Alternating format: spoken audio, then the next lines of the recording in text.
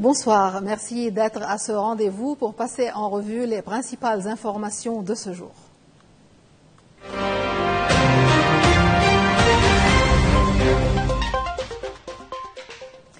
Le gouvernement a poursuivi l'examen du projet de loi visant à réformer le secteur bancaire lors d'un conseil des ministres présidé par le Premier ministre et avec la participation de l'ensemble des ministres concernés.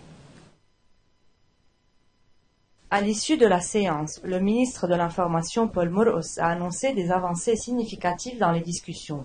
Il a rappelé que le Liban fait face, depuis 6 ans, à une crise financière grave qui a paralysé les banques et bloqué les dépôts des citoyens. Le projet de réforme repose sur 3 piliers législatifs: la révision de la loi sur le secret bancaire, la restructuration du secteur et le traitement du déficit financier en vue de rétablir l'équilibre du système financier. Première étape, le gouvernement s'apprête à adopter une loi modifiant le secret bancaire avec effet rétroactif sur 10 ans. Deuxième étape, le projet de réforme bancaire, toujours à l'étude, mais qui pourrait être finalisé dès vendredi, voire samedi si besoin. Paul Mourous a aussi annoncé la récupération de 3 décrets d'exploitation de biens maritimes représentant 150 000 mètres carrés. Autre annonce, le lancement de concours afin de pourvoir plusieurs postes vacants dans les institutions publiques, notamment au Conseil du développement et de la reconstruction, ainsi qu'à l'autorité de régulation des télécoms. Le gouvernement mise désormais sur l'adoption rapide de ces textes par le Parlement pour enclencher la 3e étape, une loi sur le traitement du déficit financier, condition essentielle au redressement du système bancaire libanais. Et dans le volet culturel, un événement d'envergure. La Bibliothèque nationale a accueilli une soirée de dédicaces réunissant plus de 40 auteurs libanais. Cet événement organisé par le ministère de la Culture visait à célébrer la richesse de la littérature libanaise. Une rencontre culturelle francophone s'est tenue à la Bibliothèque nationale à Beyrouth où plus de 30 auteurs francophones ont signé leurs œuvres en présence de l'ambassadeur de France au Liban, Hervé Magro, et le ministre de la Culture Hassan Salémé, et un grand nombre de personnalités, ainsi que le député Nicolas Sahnaoui et la présidente du comité du festival de Baalbek, Naïla Defrej. L'ambassadeur de France a remercié les responsables de la Bibliothèque nationale pour toutes les activités culturelles organisées au Liban, soulignant que la francophonie fait partie intégrante de l'identité libanaise. Pour nous, la francophonie, ça fait une partie intégrante du Liban, de l'identité libanaise, et on le voit bien avec ces lectures qui sont en cours et avec ces livres en français. Pour sa part, le ministre de la Culture, Hassan Salémé, a souligné le grand succès des écrivains libanais francophones et leur contribution à l'enrichissement de la littérature française. Et je vois maintenant émerger une nouvelle génération extrêmement prometteuse d'auteurs en langue française.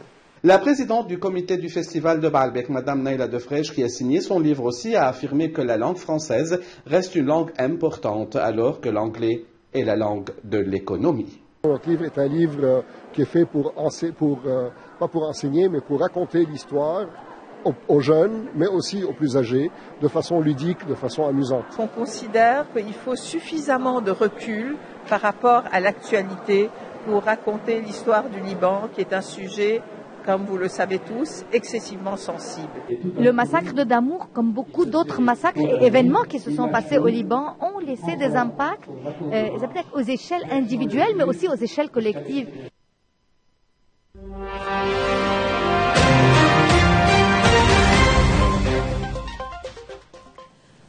Nuit meurtrière à Gaza.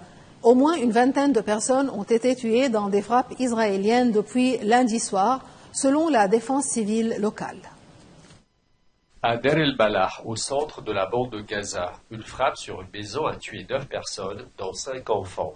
À l'aube, 2 autres frappes ont touché Gaza-Ville et Beth Lahia, faisant 10 morts supplémentaires.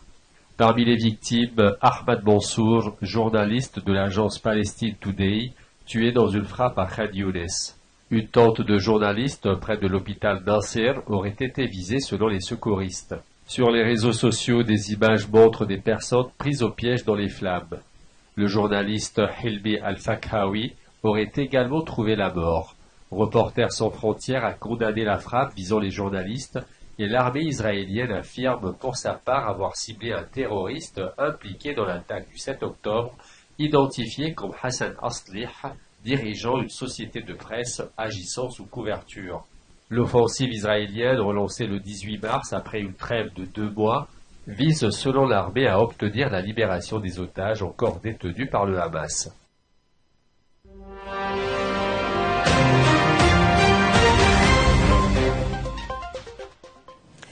Coup de théâtre à Washington.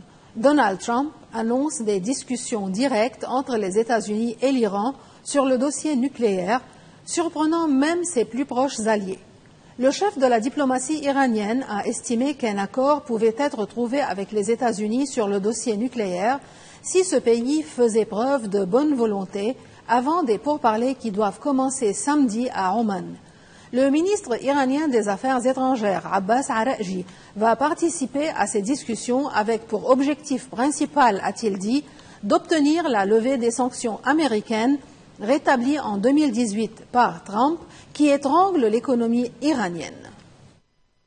Selon le président américain, une rencontre au plus haut niveau est prévue samedi. Mais Téhéran, prudent, parle de discussions indirectes à Oman, qualifiées d'opportunités mais aussi de tests. L'annonce intervient alors que les relations entre les deux pays sont rompues depuis 1980. Des États tiers comme la Suisse ou Oman jouent les médiateurs. Présent à Washington, Benjamin Netanyahou appelle à empêcher l'Iran d'obtenir l'arme nucléaire et évoque un démantèlement complet du programme à la manière de la Libye. Mais sur le plan commercial, pas de concession, Israël n'a pas obtenu d'exemption au nouveau droit de douane américain fixé à 17%. Enfin, Trump et Netanyahou évoquent un possible nouveau cessez-le-feu à Gaza. 58 otages israéliens restent détenus selon l'armée, dont 34 seraient morts. Entre diplomatie nucléaire, tensions régionales et commerce sous pression, Washington redevient l'épicentre des enjeux moyen-orientaux. C'est une visite rare et hautement symbolique. Emmanuel Macron à El Arish, l'avant-poste égyptien du soutien humanitaire à Gaza, pour relancer l'aide à une population prise au piège. Accueilli par son homologue égyptien Abdel Fattah el-Sisi, le président français Emmanuel Macron entend faire pression pour la réouverture des points de passage vers Gaza, toujours bloqués par Israël.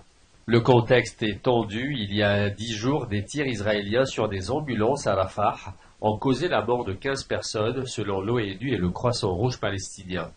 Dans une déclaration commune, Macron, Sisi et le roi Abdallah de Jordanie appellent à un cessez-le-feu immédiat, à la protection des civils et à un accès humanitaire sans entrave. Un message relayé à Donald Trump juste avant son entretien avec Benjamin Netanyahou à Washington. À l'hôpital Al-Arish, Macron rencontre blessés palestiniens et personnel médical. Il visite ensuite les entrepôts du Croissant Rouge, réaffirmant l'engagement de la France à soutenir les Gazaouis. Une visite brève mais marquante dans un moment où chaque geste humanitaire prend un sens politique. Et maintenant, direction l'espace pour une nouvelle mission internationale. Depuis le cosmodrome de Baïkonour au Kazakhstan, un vaisseau Soyouz a décollé ce mardi à 5h47 GMT avec à son bord 2 Russes et un Américain. Le Soyouz MS-27, décoré pour marquer les 80 ans de la Seconde Guerre mondiale, a rejoint l'orbite quelques minutes après le lancement. L'arrivage à la Station spatiale internationale a eu lieu à 9h04 GMT. À bord, les cosmonautes Sergei Rijikov, Alexis Zubritsky et l'astronaute de la NASA John Kim. Ensemble, ils mèneront une 50aine d'expériences scientifiques d'ici leur retour prévu le 9 décembre. 2500 spectateurs ont assisté au décollage, un record pour ce site mythique que la Russie loue au Kazakhstan jusqu'en 2050. Malgré les tensions entre Moscou et Washington, l'espace reste l'un des derniers terrains de coopération. Un canal fragile mais actif, relancé récemment sous l'impulsion du président Trump. En orbite comme sur Terre, la conquête spatiale reste un enjeu de puissance, mais aussi un symbole rare de coopération entre anciens rivaux. Et sur ce, nous terminons ce journal. Merci pour votre attention. Bonsoir.